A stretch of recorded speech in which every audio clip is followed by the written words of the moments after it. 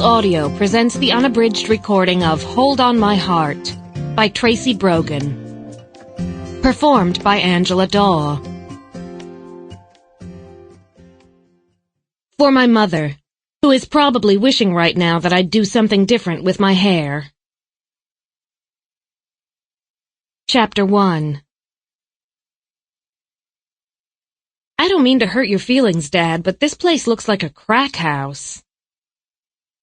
Libby Hamilton frowned at the dingy interior of the abandoned one-room schoolhouse and shook a possum-sized dust bunny from her running shoe. The aroma of funky dog, tinged with faint undertones of broccoli having passed through a digestive system, assaulted her nostrils. Her resulting sneeze echoed through the empty room, sending whorls of dust into the single shaft of light coming through a cracked window pane. She had been lured into this decrepit building under false pretenses. Her father had promised her a morning bike ride and a cup of coffee. She should have known he was up to some kind of shenanigans. Instead of exercise and caffeine, she was getting his visionary monologue about transforming this pile of historic scrapwood into a vintage ice cream parlor. At least this was one she hadn't heard before. Implausible schemes and Peter Hamilton went together like George Washington and the proverbial cherry tree, but this venture was grandiose even for her dad.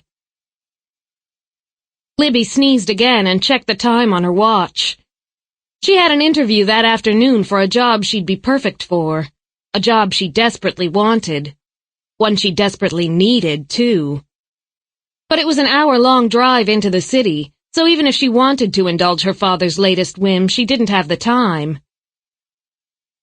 Seriously, Dad, I need to get moving. Let's go.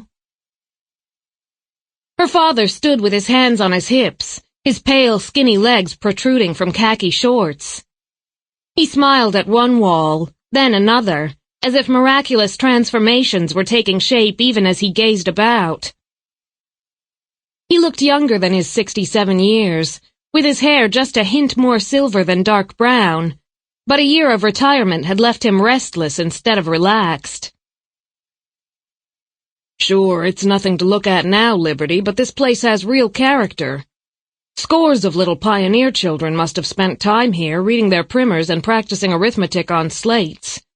There would have been rows of wooden desks and maybe a chalkboard over here.